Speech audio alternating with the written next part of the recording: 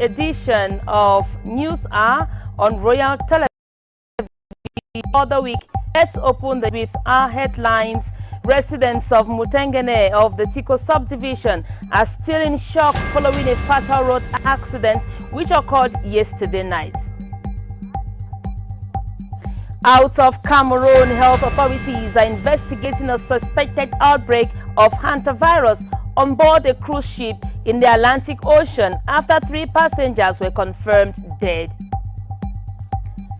And in sports, the Confederation of African Football (CAF) has unveiled the official timeline for AFCON 2027, a landmark edition dubbed Pamoja. Details of these stories and more on this newscast. We will be right back.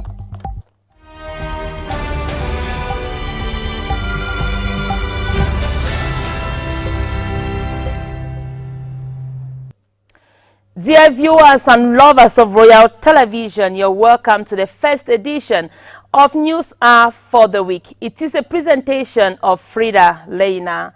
As we told you in one of our top stories, grief and disbelief have gripped residents of Mutengene in the Tiko subdivision of the Southwest region following a deadly road accident that occurred on the evening of Sunday, May 3, 2026 along the Boya Road. Gonyi Sonita recounts the incident.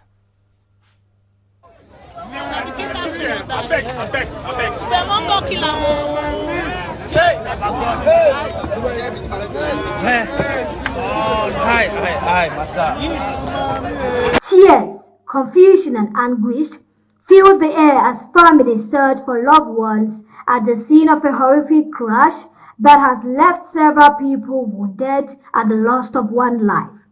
According to witness accounts, the accident involved a truck reportedly belonging to Susdupeyi, which is said to have lost control before ramming into multiple vehicles and motorbikes along the busy Mutengene-Buya stretch of Road National Number 8. In the chaos that followed, more than 10 cars and several commercial motorbikes were severely damaged. Tragically, a child of about 5 years old lost his life instantly after being struck during the impact. Several injured victims were rushed to the Bingo Baptist Hospital where they are currently receiving treatment. The exact number of casualties is yet to be officially confirmed as rescue operations and assessment continue. Firefighters from the Mutengene unit swiftly intervened to manage the situation and cleared the road which had been blocked for hours due to the severity of the crash. Authorities say the cause of the accident remains unknown while investigations are ongoing to establish the circumstances surrounding the incident.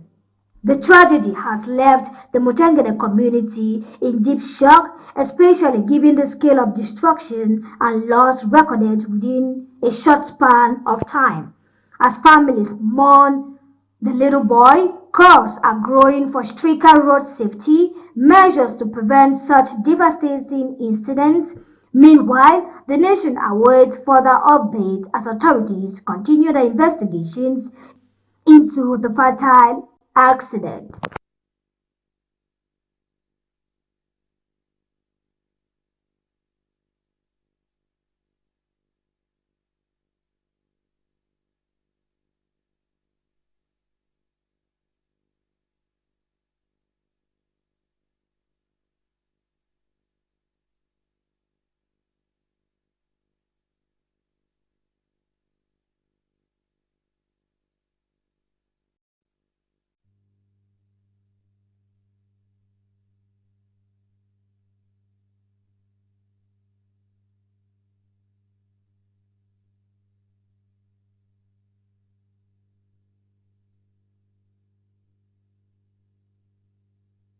Gunyi Sonita ending that report. We apologize for the little break in transmission. From one sad page to another, Cameroon's legal fraternity is in mourning following the reported death of Alexis Dipandamwele, former president of the Supreme Court. News of his passing has stirred deep emotion across the country as tributes begin to pour in for a man widely regarded as one of the pillars of the nation's judiciary. During his tenure, Dipandamwele played a significant role in shaping Cameroon's legal landscape, earning respect for his authority, experience and commitment to upholding the rule of law. As head of the Supreme Court, he stood at the apex of the judicial system, influencing key decisions and reinforcing institutional stability. His death marks the end of a long and impactful career in public service, leaving behind a legacy of dedication and professionalism. Authorities are yet to release official details concerning the funeral arrangements as the nation reflects on the life and service of the distinguished jurist. May his soul rest in peace. On to other news, journalists in Boya have joined their counterparts across the globe to commemorate World Press Freedom Day 2026 with strong calls for professionalism, improved working conditions and the protection of press freedom in the conflict-affected regions. Guni Sonita has the details.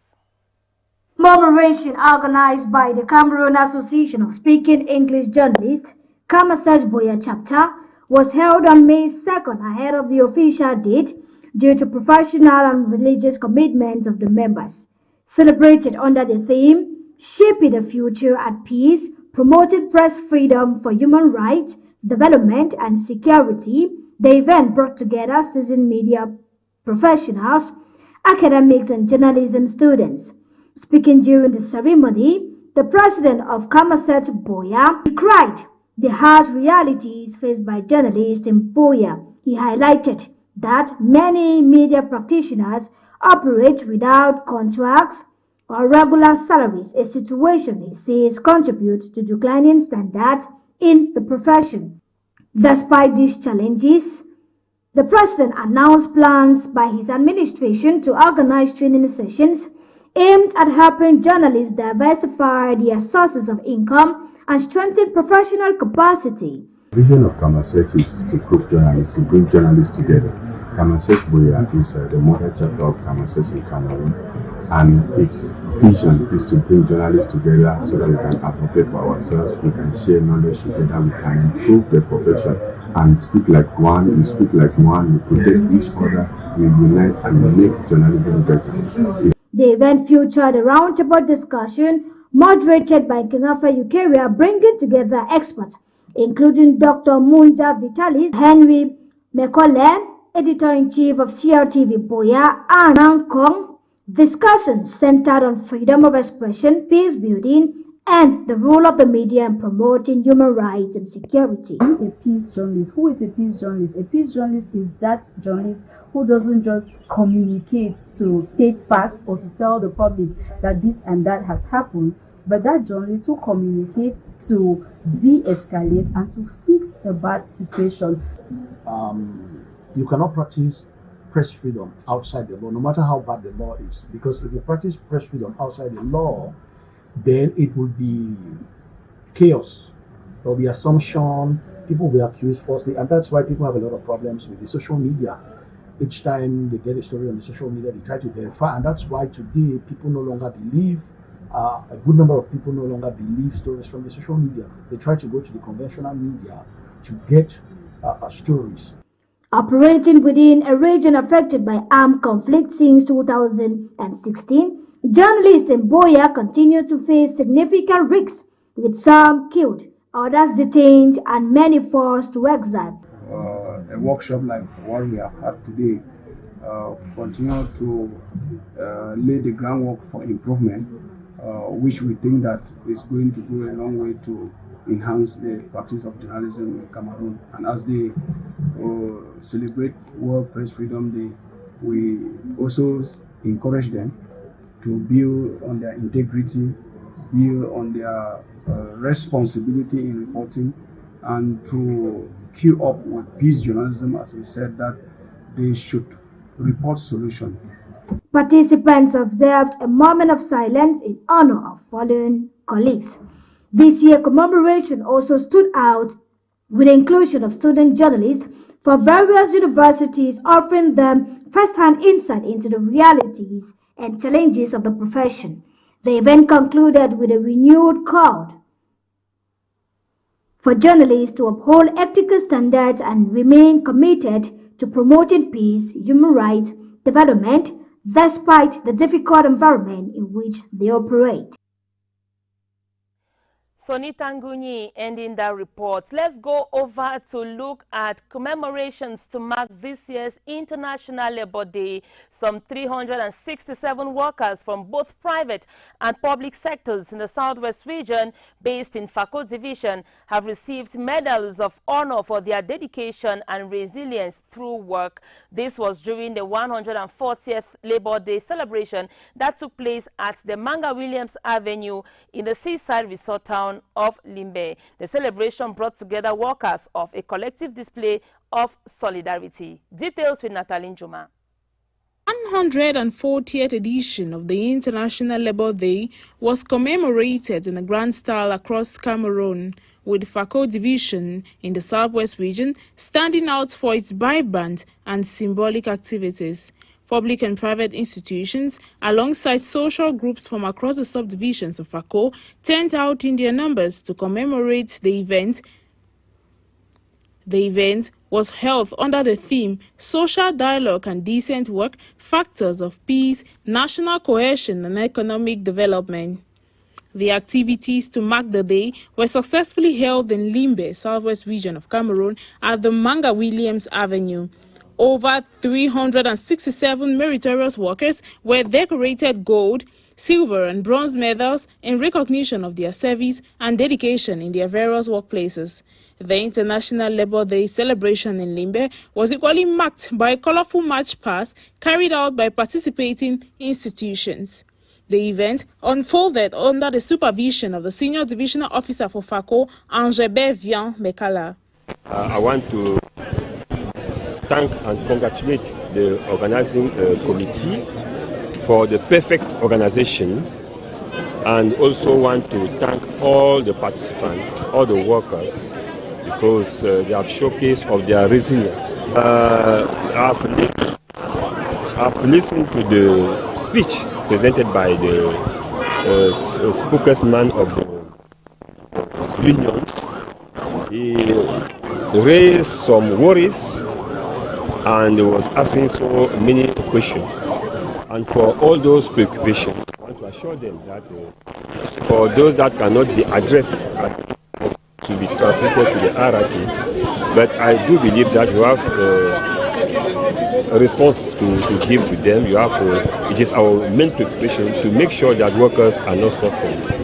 Beyond the parade, the day served as a platform to highlight the importance of dialogue between employers and employees, the role of decent work in fostering peace, and the contribution of labor to sustainable economic growth.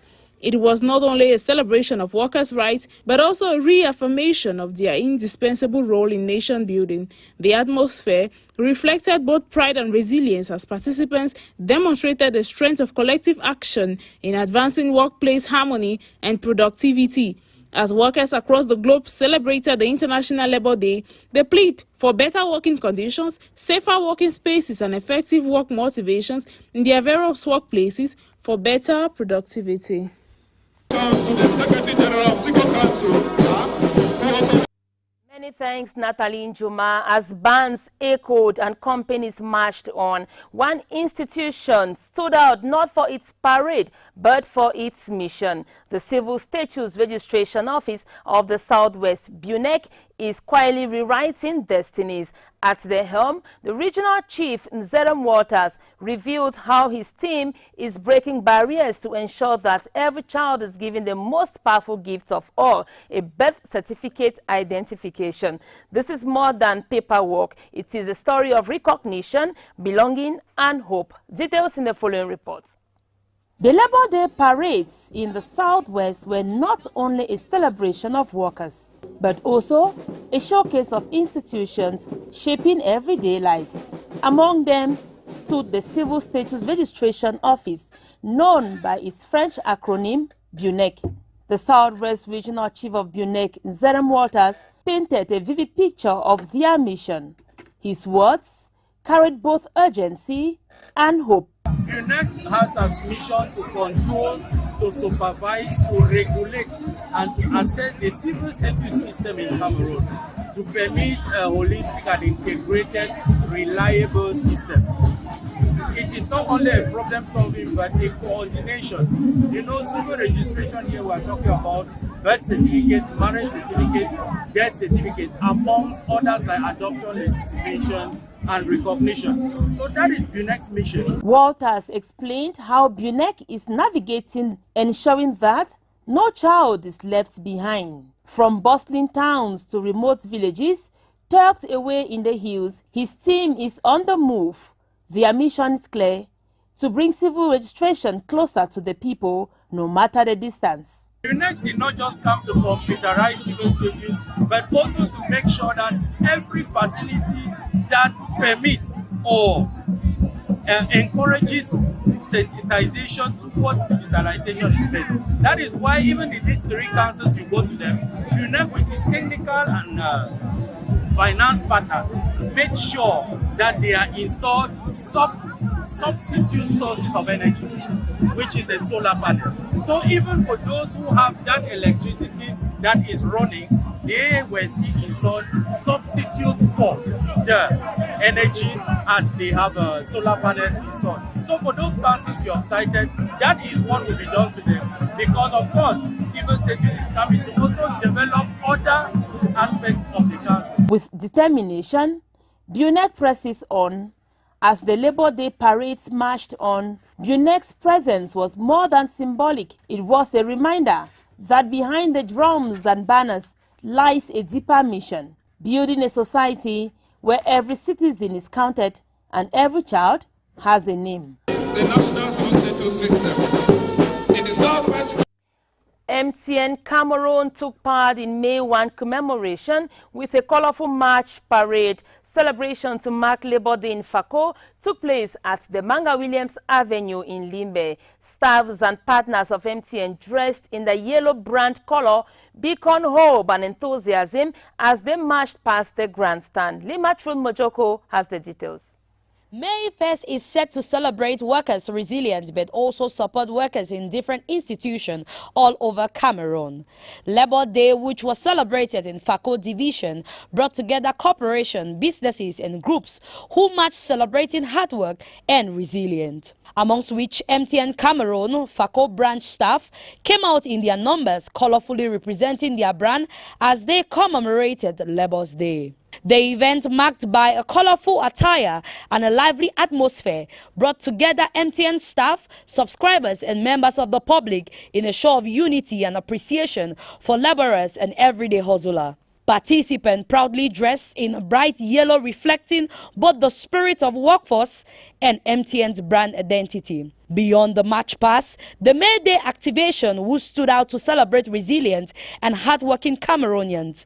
MTN Cameroon reinforced its commitment to supporting and rewarding the effort of its customers and many whom form the backbone of the country's economy. MTN Cameroon sets the tone for continuous engagement throughout the month, and it looks to bring its march past experience to more communities nationwide. And Labor Day in Fako was more than a march parade. It was a spectacle. And still in the spotlight with elegance and pride was the Redemption Higher Institute of Biomedical and Management Sciences, RIMS Boya. Dressed in their blue with a touch of red, RIMS staff turned the ceremonial ground into a runway of knowledge, unity and ambition. Their presence was not just about celebration, it was about showcasing the future of healthcare, management and education in Cameroon. Details in the following report. The Labor Day celebrations in Fako Division were marked not just by the rhythm of drums and the energy of workers, but by the striking display of pride and identity. Among the institutions that lit up the ceremonial ground was the Redemption Higher Institute of Biomedical and Management Sciences, RIMS Boya. With elegance and confidence, the staff of RIMS marched past the grandstand, dressed in their signature blue official wear, accented with a bold touch of red. It was not just a parade, it was a statement of unity, of excellence, and of the future they are shaping. Spectators watched as the Institute showcased their diverse academic pillars: the School of Management Sciences, the School of Biomedical Sciences, and the School of Arts and Education. Each step symbolized the breadth of knowledge an opportunity RIMS offers to its students. But what truly captivated the crowd was the promise embedded in their programs. From Masters in Public Health, Pharmacology and Nursing Education to a postgraduate diploma in midwifery designed as a seamless transition for graduates of nursing and midwifery. RIMS is carving pathways for professionals who will transform healthcare and education in Cameroon and beyond. The pomp and pageantry of their march reflected more than celebration. It reflected vision, it reflected commitment, and it reminded everyone present that RIMS is not just an institute. It is a beacon of hope, preparing leaders who will stand tall in management, sciences, and the arts. For Redemption Higher Institute of Biomedical and Management Sciences, RIMS Boya, the future is not just coming, it is already marching forward. Away from Labor Day commemoration, close to 1,500 trainees from the Cameroon Opportunities and Industrialization Center, COIC Boya, officially graduated over the weekend during the institution's 26th convocation ceremony, marked by celebration, recognition, and calls for youth empowerment. Nanga Sonia was there and she brought back the following report.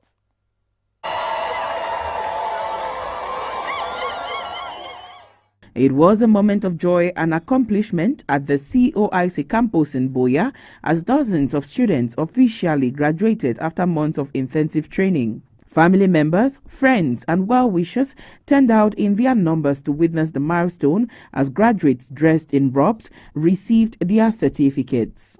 The ceremony highlighted not only academic success but also the practical skills acquired by the students, preparing them for the job market and entrepreneurship.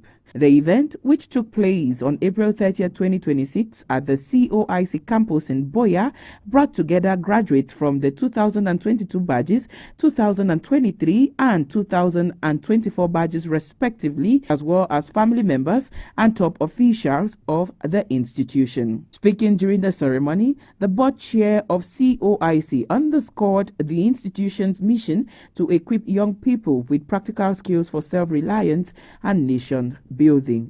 Out today, after having been trained, will enjoy freedom from ignorance, freedom from dependency, freedom from want. These are the goals and philosophies which the late Reverend Dr. Sullivan envisaged for the trainees of Cameroon Opportunities Industrialization Center at the time of introducing same year.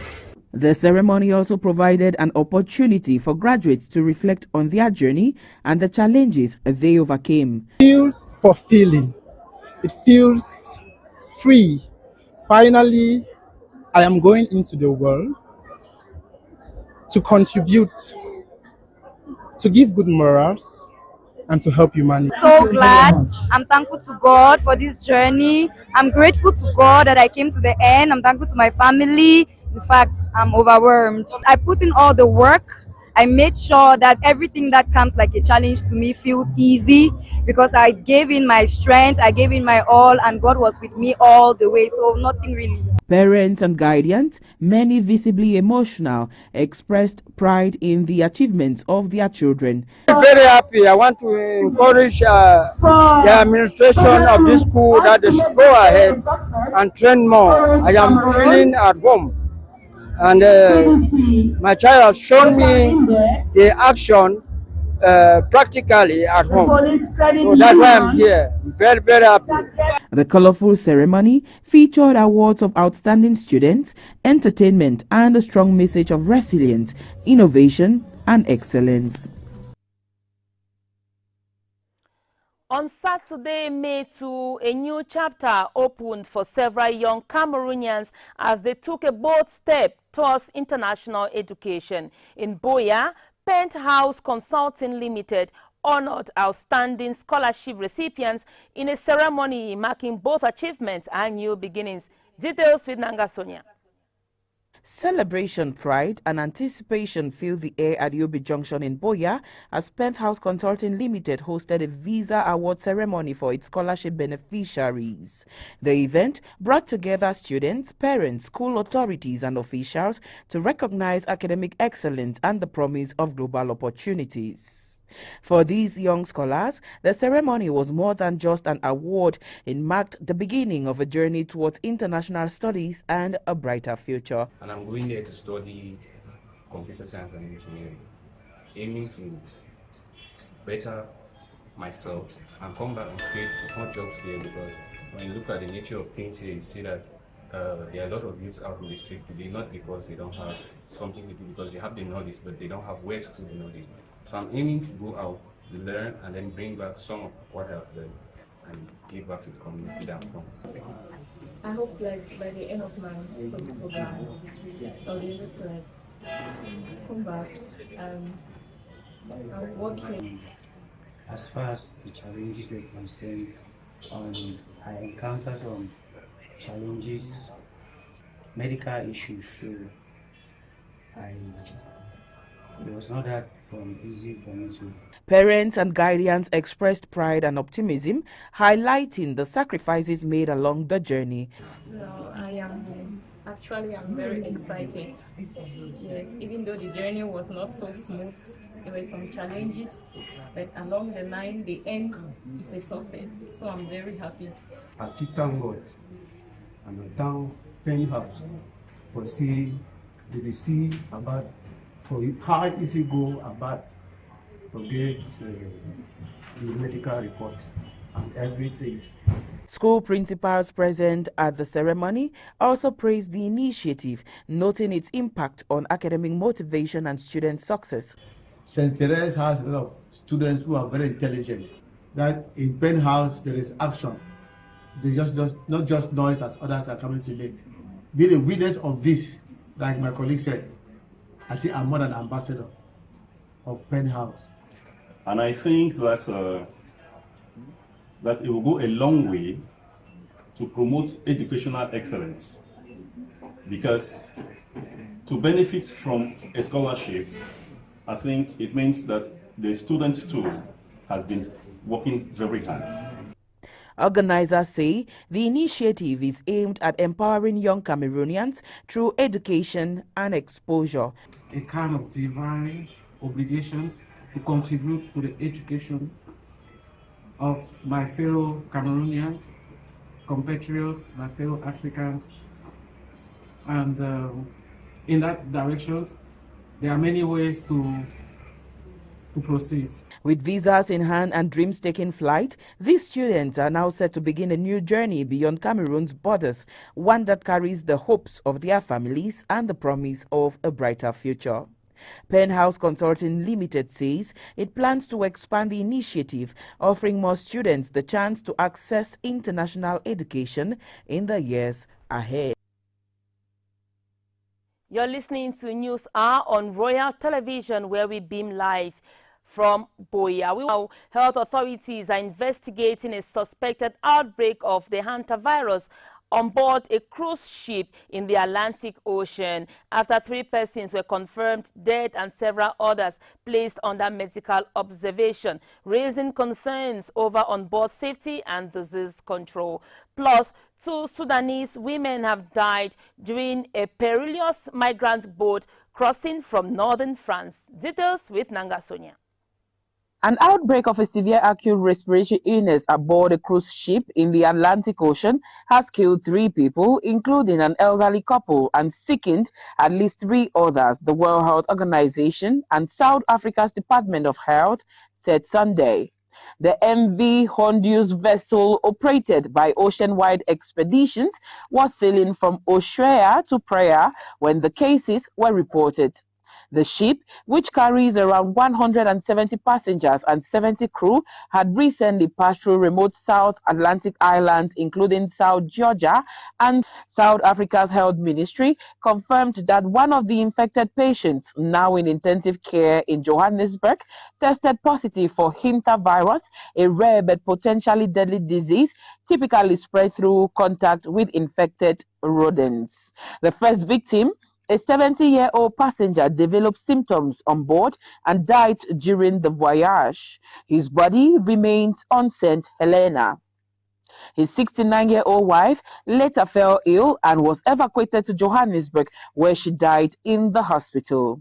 Authorities say they have not yet confirmed the case. A 69-year-old Briton was also evacuated to Johannesburg, where he was being treated in intensive care. One of the patients was in intensive care in South African hospital, the UN added. The World Health Organization is aware of the situation and is coordinating with international partners.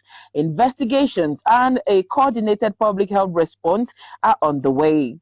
Hantaviruses, according to the U.S. Centers for Disease Control and Prevention, are primarily transmitted through exposure to rodent urine, droppings, or saliva and can cause severe respiratory and hemorrhagic conditions.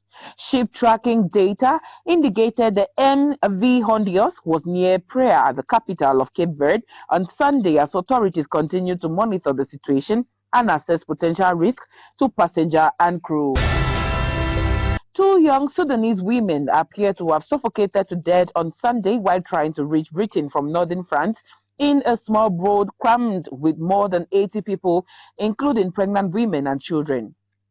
This is the third of such tragedy in just over a month. The women, aged around 20, were aboard a small boat carrying 82 people that set out to sea south of the town of Neuchâtel Hadelot. Christopher Marx, a local government official, added. Separately, Utopia 56, a migrant aid association, described the two victims as a 16-year-old child and a 20-year-old woman. One other victim, a pregnant woman, was in critical condition, they added. 17 people were rescued at sea and taken to Boulogne-sur-Mer. The boat with the remaining 65 people on board eventually ran aground on a beach near Neuchâtel Hadelot. According to French officials, the number of arrivals in Britain so far this year has been drastically cut from 2025. According to British figures, 41,472 people reached the United Kingdom illegally in small boats in 2025, the second highest figure since large-scale crossings were first detected in 2018. We now talk sports in this newscast, where African football is stepping into a new era as the Confederation of African Football, CAF, unveils their special timeline for AFCON 2027, a landmark edition dubbed Pamoja. Pamoja promises expansion, innovation, and renewed debate over the continent's place within global football power structures. Kusana Claudia Voma analyzed the reports and tells us more. The tournament is scheduled to run from June 19 to July 17, 2027, making it only the second time the Africa Cup of Nations adopts a June-July calendar, following the shift first implemented at the 2019 Africa Cup of Nations. The move, initially designed to align with the European off-season, was aimed at ensuring maximum player availability and reducing conflict with top clubs. However, CAF's confirmation that the dates required approval from the FIFA Council has once again highlighted the lingering question of autonomy within African football governance. Over the years, AFCON scheduling has often been shaped by external pressures, particularly from European leagues wary of releasing players mid-season. While the June-July window offers continuity, it also underscores a structural reality. CAF's flagship competition remains influenced by the broader international football calendar. This is likely to revive debates about whether African football is truly charting an independent course or adapting to global expectations. I'm confident that the AFCON in Tanzania, Kenya, and Uganda will be enormously successful. Beyond the calendar, AFCON 2027 introduces a historic hosting model. For the first time, 3 nations, Kenya, Tanzania, and Uganda, will jointly stage the tournament under the Pamoja banner, a Swahili term for togetherness. The Tri-Nations concept is expected to broaden the competition's reach, unlocking new commercial opportunities in East Africa while accelerating infrastructure developments in stadiums, transport, and tourism. It also positions football as a unifying force for regional integration, strengthening cooperation among the host countries. Yet, the model presents significant logistical challenges. Coordinating security, border movement, and infrastructure standards across 3 countries would test CAF's organizational capacity at an unprecedented level. Meanwhile, CAF is yet to announce which host nation will stage the opening match and final, decisions that carry major symbolic and economic importance and could influence perception of balance among co-hosts. As preparations intensify, AFCON 2027 stands as more than just a football tournament. It is a defining test of CAF's ability to innovate, expand its footprint, and navigate the fine line between continental ambitions and global football realities.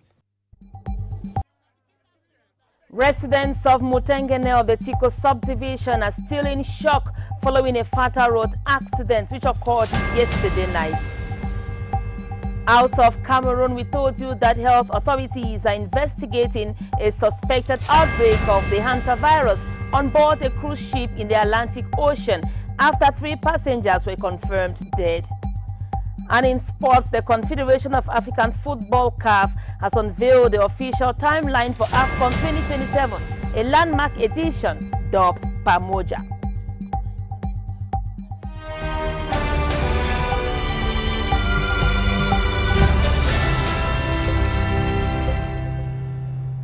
News Hour today has been a production of Sonita Nguni, technical assistance from Issa Abdullahi, and presented by me, Frida Leina. Thank you so much for listening. Thank you so much for watching. Catch you tomorrow, same time, for another edition of News Hour. God willing. Do not go away. Up next is Crossview. Bye-bye.